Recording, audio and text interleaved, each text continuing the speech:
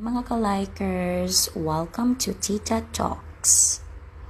Wala talagang taong perpekto, pero the challenge is we can develop our skills, our life skills.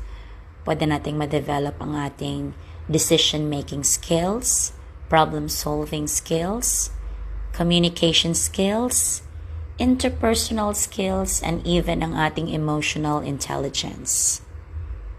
So, merong room for improvement.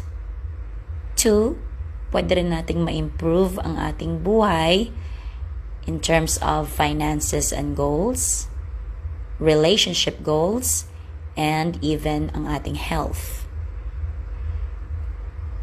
Be the best version of yourself.